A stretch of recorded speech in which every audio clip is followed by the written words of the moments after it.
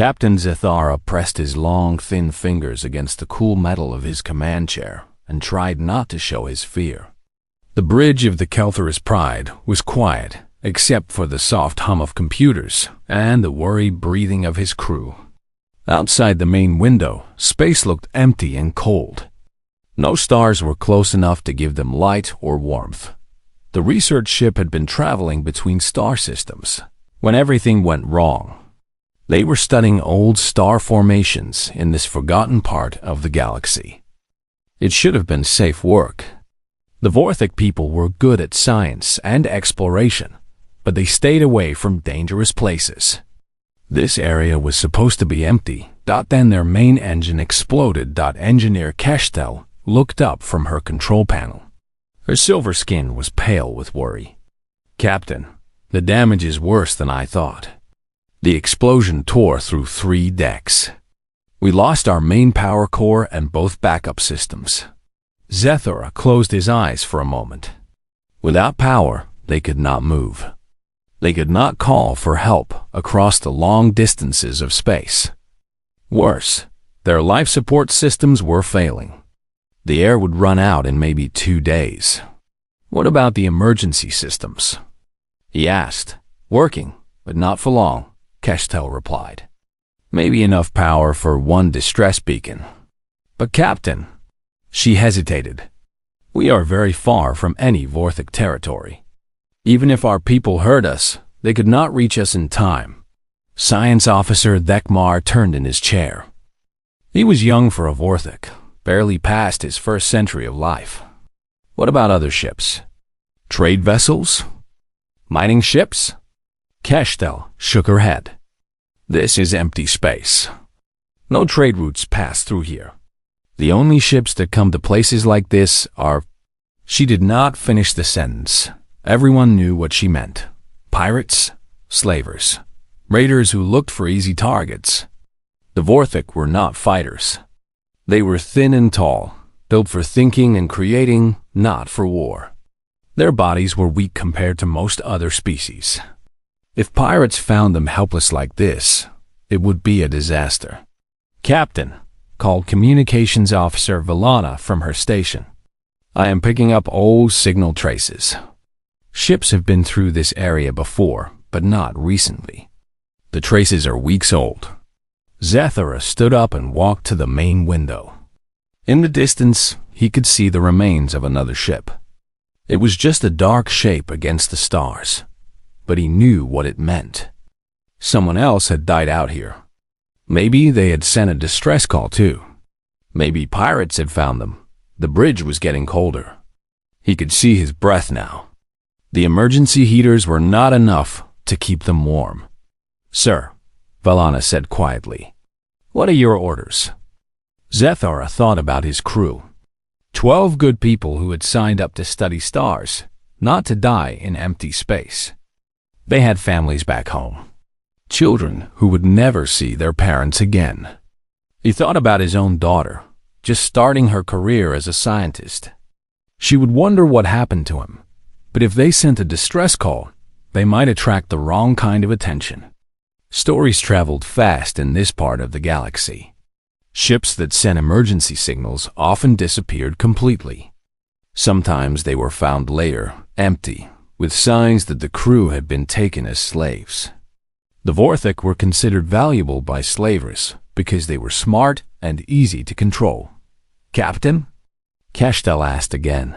He looked at his crew one more time. They were scared, but they trusted him to make the right choice. The temperature was dropping fast now. Soon they would be too cold to work. After that, the air would start running out. "Valana, prepare the emergency beacon," he said finally. "Send our position and status. Full emergency protocol." "Sir, are you sure?" "If pirates hear us—" "If we do nothing, we die for certain," Zethara said. "At least this gives us a chance." Valana's fingers moved over her controls. The beacon would send their location and a basic message across space. Any ship in range would know they needed help. Good ships or bad ships, it did not matter now. They were out of choices. "Beacon ready, sir," Send it." The signal went out into the darkness. Somewhere in space, it would travel at the speed of light, carrying their desperate message. Maybe no one would hear it. Maybe someone would, but arrive too late. Or maybe something worse would find them first. Zathara sat back down in his chair and pulled his coat tighter around his thin body.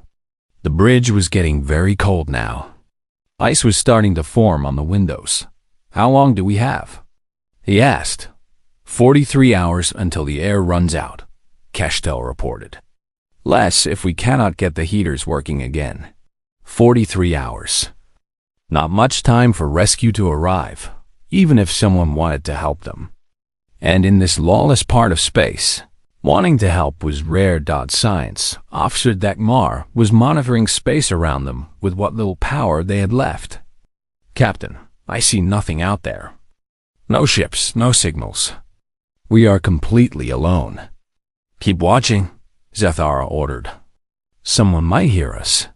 He did not say what he was really thinking. In all the stories he had heard about ships lost in deep space, rescue almost never came from good people. Pirates and raiders had fast ships and powerful sensors. They heard distress calls first. They arrived first. And they did not come to help. But what else could they do? Wait to die in the cold and dark? At least this way, they had tried something. The bridge grew quieter as the crew settled in to wait.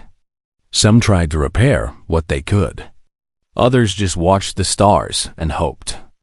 Zathara stared out at the black space around them and wondered who would answer their call for help. 24 hours passed like a slow nightmare. The temperature on the Kelthera's Pride had dropped so low that the crew could barely move their fingers. Ice covered most surfaces inside the ship. Everyone wore every piece of clothing they could find, but it was not enough. The cold was winning. Captain Zathara had not slept. He stayed on the bridge, watching the sensors and hoping. Several times, his officers thought they detected something in the distance, but it always turned out to be space debris or old signals. No one was coming. 18 hours of air left, Engineer Keshtel reported. Her voice was weak from the cold. "The recycling systems are failing." Zathara nodded but said nothing. What was there to say? They had tried. They had sent their message into the dark. But this far from civilized space, hope was just a word. Science Officer Dekmar was shivering at his station, but he still watched the long-range scanners. It was probably useless now, but it was better than just sitting and waiting to die. Then everything changed.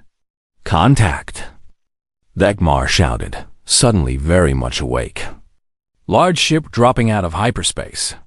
Distance: 2 million kilometers and closing. Everyone on the bridge turned to look at the main screen. At first, they saw nothing. Then a shape appeared against the stars. It was huge, much bigger than their research ship.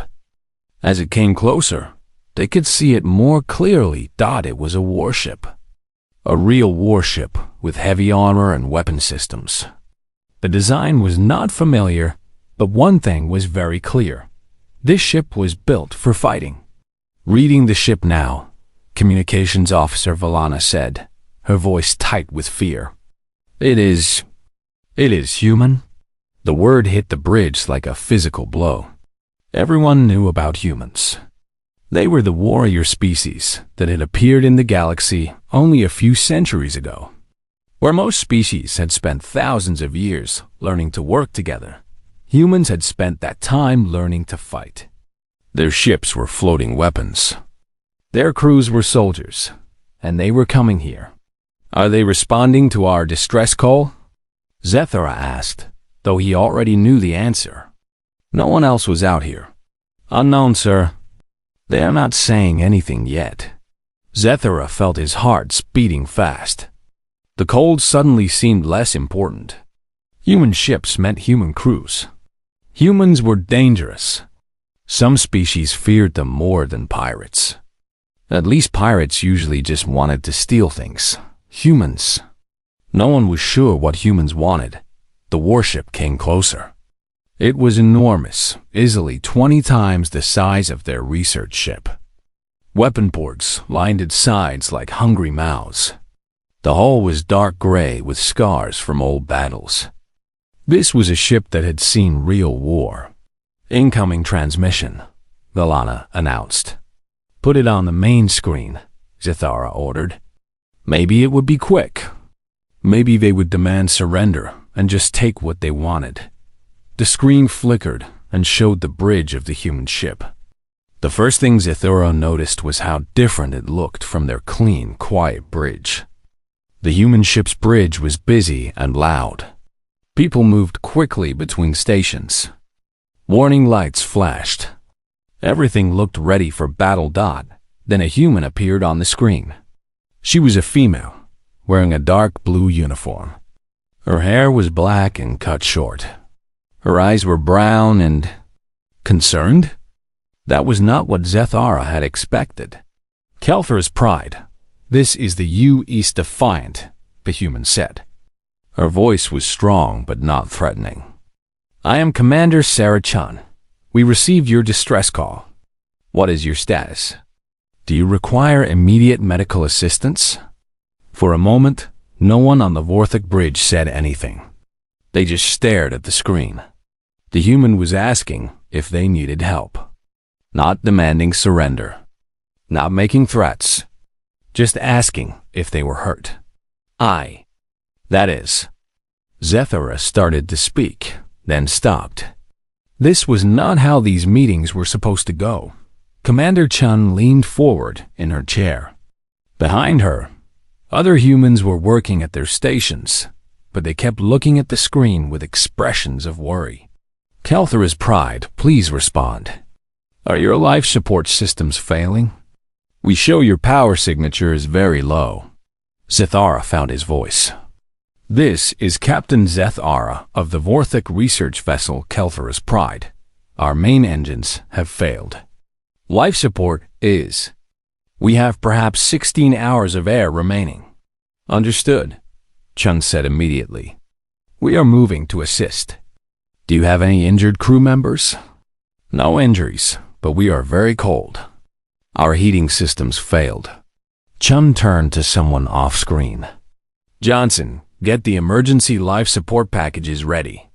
Make sure they are compatible with Vorthik physiology." She turned back to the screen.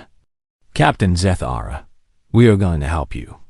My crew is preparing emergency supplies right now." You are going to help us?" Zethara asked. Something changed in Chun's expression. She looked surprised, then sad. "Of course we are going to help you. You sent a distress call. That means you need help. What else would we do?" Engineer Keshtel stepped closer to Zethara's chair. "Captain," she whispered, "this could be a trick. Everyone knows humans are dangerous." Chun must have heard her because she spoke again. "I understand your concern. You do not know us, and our reputation in this part of space is probably not good. But we are not here to harm you. We are here because you asked for help, and we can give it." On the screen, other humans moved around the bridge with quick efficiency. Zethara could hear them talking to each other, but their voices sounded normal. They sounded like people working to solve a problem, not soldiers planning an attack. "Commander Chun," Zethara said carefully, "what do you want in return for this help?" Chun looked confused. "Want in return?" "Nothing. You need help. We can provide it. That is enough. But we have nothing to offer you. No trade goods, no technology you do not already have. We are just scientists, so..." Chun shrugged. "You are people. You are in danger. We can help keep you alive. Why would we need more reason than that?" Valana was monitoring the human ship's movements. "Captain, they are moving closer, but they have not powered their weapons. Their shields are down. They are approaching in what looks like a rescue configuration." Chun spoke to her crew again. "Rodriguez, how long until we can establish a physical connection with their ship?" "30 minutes, Commander," came a voice from off-screen. "Good. Get the engineering teams ready. I want emergency power flowing to their ship as soon as possible." Chun looked back at the Varthik crew. "Captain Zithara, we are going to attach our ship to yours and share our power systems. This will give you heat and air while my engineers work on fixing your damage. You would do this for strangers?" "You are not strangers anymore," Chun said simply. "You are people who need help, and helping people is what we do." The next few hours changed everything Zethara thought he knew about humans. The crew of the U.S. Defiant worked like they had been helping Vorthik ships their whole lives. They connected power cables between the two ships, and suddenly the Kelther's Pride had light and heat again. They shared their air recycling systems so the Vorthik crew could breathe safely. But more than that, they were kind dot when engineer Keshtel went aboard the human ship to help with repairs. She expected to find soldiers with weapons and hard faces. Instead, she found a team of engineers who offered her hot food and asked about her family back home. When she mentioned that she had never seen human technology before, they spent an hour showing her around and explaining how their systems worked. "Your fusion reactors are amazing," she told the human chief engineer, a man named Johnson. "So much more powerful than ours, but also safer." Johnson smiled. "Want to see how we built them?" "We always like sharing ideas with other engineers." Keshtel was amazed. These humans were treating her like a colleague, not a prisoner or even just a rescued person. They were treating her like a friend. On the bridge, Captain Zethara watched Commander Chun coordinate the repair work. She moved between stations on her ship, checking on progress, making decisions, and somehow finding time to ask about his crew's needs. "How are your people feeling?" she asked during one of their conversations. "Are they warm enough? Do they need medical attention?" "They are well," Zethara replied. "Your people have been very generous." "This is normal for us," Chun said. "When someone needs help, you help them. It is not complicated." But it was complicated, at least for Zethara. His people had heard stories about humans for years. They were supposed to be violent and unpredictable. They were supposed to care only about fighting and conquest. Yet here they were, going out of their way to help a ship full of strangers who had nothing to offer in return. "Commander," Zethara said, "may I ask why your ship is in this area?" "This is far from human space. Patrol mission," Chun explained. "We check these outer regions for signs of trouble. Pirates, illegal mining operations, that kind of thing. We were heading back to base when we heard your distress call." "And you came here instead?" Chun looked at him like he had asked a very strange question. "Of course we came here. Someone needed help." That was when the alarm started. The sound was loud and sharp, filling both ships. On the human bridge, officers quickly moved to their battle stations. Red lights flashed. "Commander." Chen's relaxed expression changed in an instant to something hard and focused. "Report," she ordered. "Long-range sensors detect 3 ships approaching," called out the human sensor officer. "Configuration matches Krex raiders. Distance, 4 million kilometers and closing fast." Zethara felt his blood turn cold. The Krex were among the worst pirates in this part of space. They were big and strong and cruel. They did not just steal cargo. They took prisoners to sell as slaves. And they did not care if their prisoners were hurt or killed in the process. "How long until they reach us?" Chun asked. "At their current speed, 90 minutes. Chun turned to Zethara. "Captain, what is the status of your engines?" Keshtel's voice came over the communication system from the engineering deck. "We need at least 4 more hours to get the engines working again. Maybe 6 hours to be safe." 90 minutes. The raiders would be here in 90 minutes, but the Kelther's Pride needed 4 hours before it could move. Commander Chun was quiet for a long moment. looking at the tactical display. Zethara could see her thinking, calculating. The human ship could easily outrun the raiders. It was fast and powerful. If they disconnected from the Vorthik ship right now and jumped to hyperspace, they would be safe. But that would mean leaving the Kelther's Pride behind, and everyone aboard it. "Commander," said the human tactical officer, "the Defiant could be away from here in 10 minutes. We could be in hyperspace before the raiders get close. What about the Kelther's Pride? They cannot run. Their engines are still dead. If we leave them—" The officer did not finish, but everyone knew what he meant.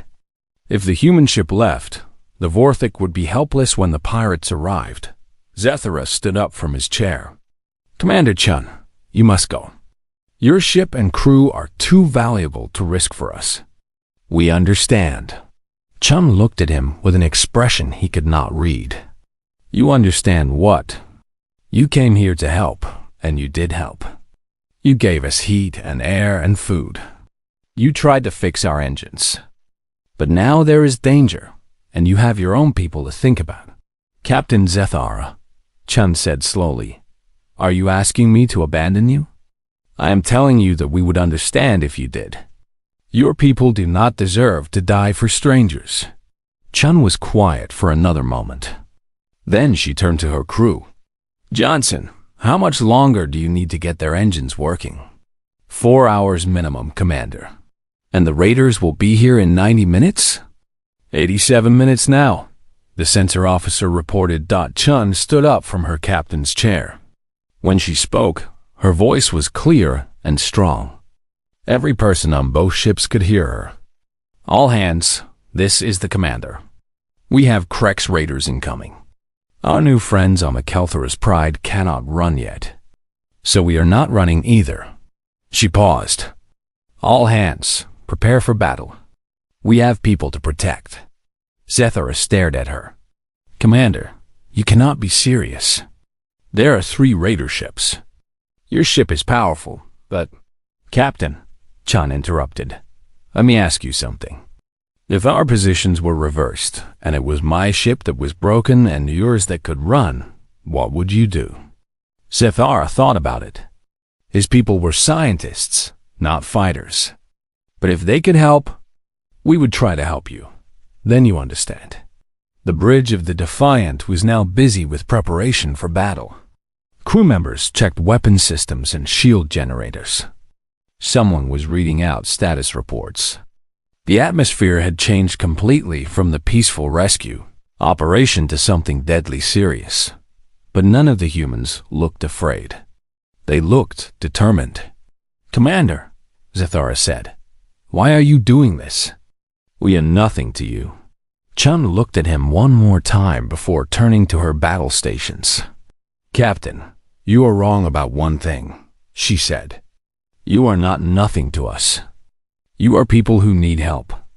And protecting people who need help is exactly what the Defiant was built for."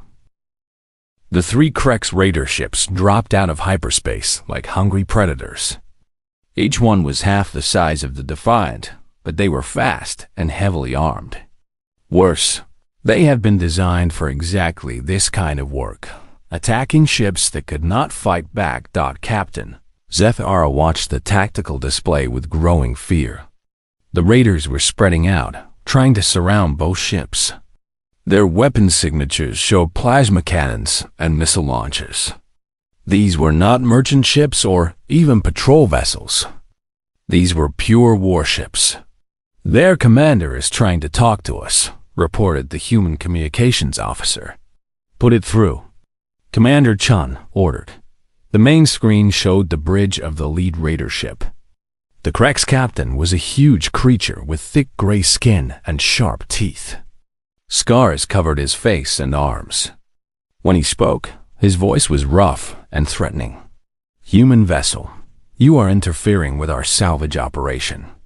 Leave immediately or face the consequences." Chun stepped forward. "There is no salvage here. Only a disabled ship that we are assisting." The Krex captain laughed. It was an ugly sound. The weak species belongs to us now. Their ship, their cargo, and their crew. You have no business here. I disagree, Chun said calmly. These people are under our protection. Your protection? The Creks looked amused. You are one ship. We are three. You cannot win this fight. Maybe not, Chun admitted. But we will try. The alien raider's expression changed. He had expected the human to be afraid or to negotiate. Instead, she was promising to fight against bad odds for people she had just met. You would die for strangers? He asked, if necessary. The communication ended. The Crek ships began moving into attack position. On the Defiance bridge, everyone worked with smooth efficiency. The weapons officer charged all energy banks. The shield operator strengthened defensive systems. The helmsman calculated the best position to protect the Kelthra's pride. Johnson, Chung called to the engineering section. How much longer on those engines? 3.5 hours, Commander, came the reply. You hear that, people, Chun announced to her crew. We need to hold them off for 3.5 hours. Understood, Commander, came replies from all stations. Zethara was amazed by their calm confidence. They were outnumbered 3-1, but no one seemed worried. They talked about the coming battle like it was just another job to do. The first attack came without warning. All 3 raider ships fired at once, sending streams of plasma energy toward the Defiant. The human ship's shields flared bright as they absorbed the impact. Shields at 80%, the defense officer reported. Return fire. Chun ordered. The Defiant's main guns spoke with a voice like thunder. Beams of focused energy reached across space and struck the nearest raider ship. Its shields flickered and failed. Armor plating melted away from its hull. Direct hit, the weapons officer announced. Enemy ship is damaged but still fighting. The battle became a deadly dance. The human ship positioned itself between the raiders and the helpless Vorthik vessel, absorbing attack after attack. But the Defiant was not just defending. Its weapons reached out again and again, forcing the raiders to be careful. What impressed Zethara most was how the human crew worked together. When one system was damaged, another crew member was already moving to fix it. When the shields failed in one section, power was rerouted from other areas. They moved like parts of a single machine, but a machine that could think and adapt. Direct hit on our forward armor, someone reported. Breach in Section 7. Damage control teams responding, came the immediate reply.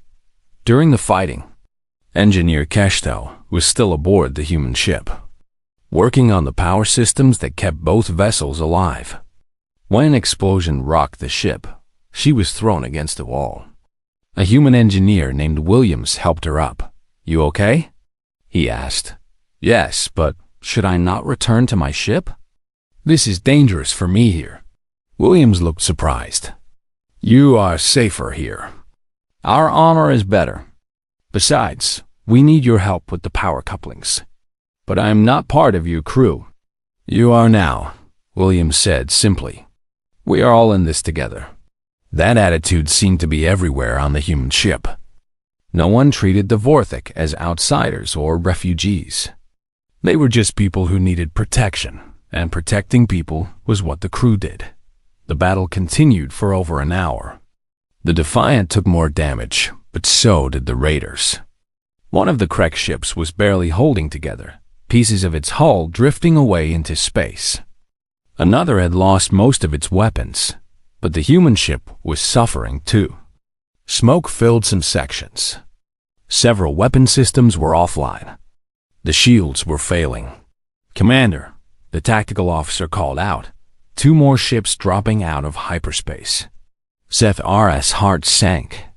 More raiders. The fight was already almost impossible, and now there would be even more enemies. But then the sensor officer looked confused. Wait, these are not Krek ships. Reading. Human signatures?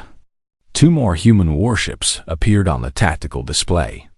They were smaller than the Defiant, but they were fresh and undamaged. "This is Captain Rodriguez of the UES Mumbai," a new voice said over the communication system. "Commander Chun, we received your situation report. Sorry, we are late." "Better late than never," Chun replied, and Zethara could hear the relief in her voice. The new ships joined the battle immediately. Now the odds were 3 human ships against 3 raiders, but the raiders were already damaged and tired. The fight did not last much longer. One raider ship exploded when its power core was hit. Another lost all power and drifted helplessly. The third tried to run, but was caught and destroyed before it could reach hyperspace. When it was over, the space around them was filled with debris and cooling metal. But both the Defiant and the Kelthor's Pride were still whole. "All raiders destroyed," the weapons officer reported. "No enemy survivors detected." Commander Chun sat back in her chair. "Damage report. Significant damage to forward sections. Several weapons offline. But we are in no immediate danger." "And the Kelthor's Pride?" "Undamaged, Commander. Still working on their engines." Chun smiled for the first time since the battle started. "Good work, everyone." Captain Zethara looked around the human bridge. These people had just risked their lives for strangers. Some of them had been hurt in the fighting. Their ship was damaged, but they acted like this was normal. "Commander Chun," he said, "I do not understand your people." "What do you mean?" "You fought 3 warships to protect us. You could have been killed. Your ship could have been destroyed. We are not even your allies." Chun looked at him with a puzzled expression. "Captain, you needed help. We could provide it. That is all the reason we needed. But the cost? The cost of doing the right thing is always worth paying," Chun said simply. "That is what makes us human." 3 days later, the Kelthor's Pride was ready to fly again. The human engineering teams had not just fixed the damaged systems. They had improved them. The new power core was more efficient than the original. The life support systems were better than before. Even the navigation computer had been upgraded with human technology. "Your people have been very generous," Captain Zethara said as he walked through his repaired ship with Commander Chun. "We can never repay this kindness." "There is nothing to repay," Chun replied. "You would do the same for us." They stopped at the main engineering section, where Keshtel was working alongside Chief Engineer Johnson. The two were deep in conversation about plasma flow regulators, speaking the universal language of people who love to build things. "Your fusion systems are beautiful," Keshtel was saying. "So elegant. We have been thinking about power generation all wrong." Johnson smiled. "Want to see the technical specifications? We can share them with your people." Keshtel looked amazed. "You would give us your technology?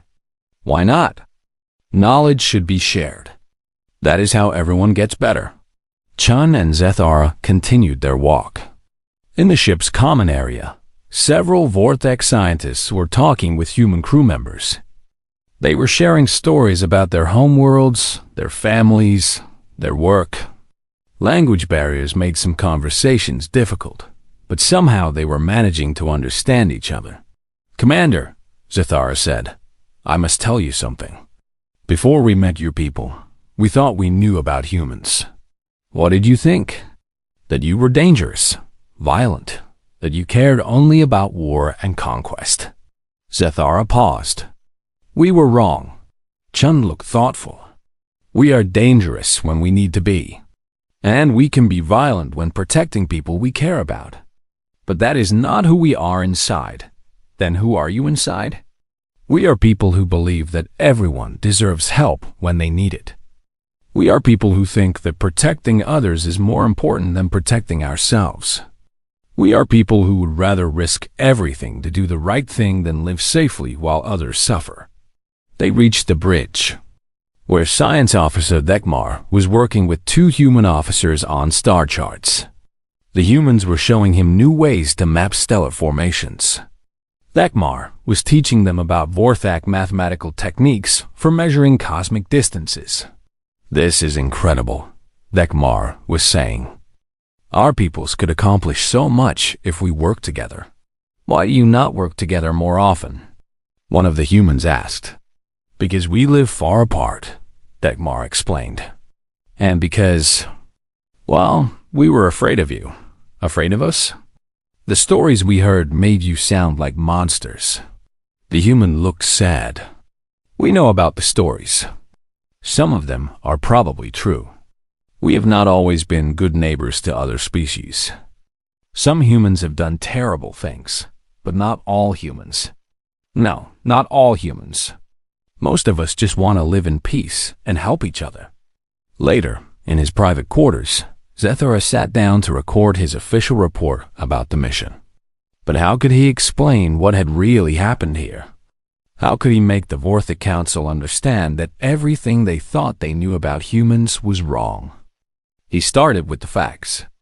The engine failure, the distress call, the arrival of the human warship, the battle with the raiders, the successful repairs and rescue. All of that was straightforward. But then he tried to explain the humans themselves, how they had risked their lives without being asked, how they had shared their food, their technology, their knowledge, how they had treated the Vorthik not as inferior beings or as enemies, but as friends. "The humans call this normal behavior," he recorded. They seemed genuinely surprised that other species would act differently. When I asked Commander Chun why her people helped us, she looked at me as if the question itself was strange. To them, helping people in need is not a choice to be considered. It is simply what you do. He paused the recording and looked out his window at the human ships. The Defiant was still damaged from the battle, but its crew was already making repairs. The other two human vessels, the Mumbai and the Sacramento, had stayed to make sure both the Defiant and the Kelthurus Pride reached safe space. 3 ships, 3 crews. Over 2,000 humans who had put their lives at risk for 12 Vorthik scientists they had never met before. "I believe," Zethara continued his recording, "that we have misjudged humanity completely. Yes, they are warriors. Yes, they have powerful weapons and strong ships. But they use these things to protect others, not to conquer them. They are not the monsters we feared. They are the guardians we never knew we needed." The next morning, it was time to part ways. The human ships needed to return to their patrol routes. The Kelthurus Pride was heading back to Vorthak space. On the docking port, where the 2 ships had been connected, the crews gathered to say goodbye. There were gifts exchanged. Vorthik star charts and scientific instruments for human, engineering tools and cultural recordings. But more than that, there were promises. "When you return to your people," Commander Chun said to Captain Zethara, "please tell them that humanity would like to be friends with the Vorthik. We think we could learn much from each other." "I will tell them," Zethara promised. "But I think it will be hard to convince them. My people have been afraid of humans for a long time. Then maybe you should bring some of them out here to meet us themselves. Fear usually comes from not understanding. Understanding comes from spending time together." Chief Engineer Johnson shook hands with Keshtel. "If your people ever need help with engineering problems, call us. We love solving puzzles. And if you want to learn more about stellar formations, contact our Science Academy," Keshtal replied. "We would be honored to share our knowledge." Young Thekmar looked sad to leave. He had spent hours talking with the human scientists, learning about their methods and sharing his own research. "Will I ever see you again?" he asked. "I hope so," one of the humans replied. "Maybe you could visit Earth someday. Or we could come to your homeworld. I would like that very much." Finally, it was time to go. The ships separated and moved apart. The Kelthurus Pride engaged its repaired engines and began the long journey home. The human ships prepared to jump to their next patrol area. But before they left, Commander Chun sent one final message. Captain Zethara, it was an honor to meet you and your crew. Please remember that if you ever need help, any help at all, just call us. We will come. I will remember, Zethara replied. And Commander, thank you for everything. No thanks needed. This is what friends do for each other. Months later, on the Vorthek homeworld, Zethara stood before the Science Council. His report had caused great debate among his people. Some found it hard to believe. Others wanted to know more about these humans who risked everything for strangers.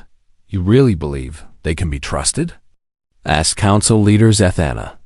I believe they can be trusted to do the right thing, Zethara replied. Even when it cost them. Especially when it cost them. The Council voted that day to establish formal diplomatic contact with humanity. Zethara was chosen as their first ambassador. As his ship left Vorthek space. Heading toward human territory, Zethara thought about his time on the Defiant. He thought about Commander Chun and her crew, who had treated helping others as the most natural thing in the world. Maybe. He thought, the galaxy would be a better place if more people learned to think like humans. Not the humans from the scary stories, the real humans. The ones who answered distress calls without hesitation. The ones who protected strangers without asking for payment. The ones who believed that doing the right thing was always worth the cost. The ones who had saved his life and changed his understanding of what it meant to be truly strong.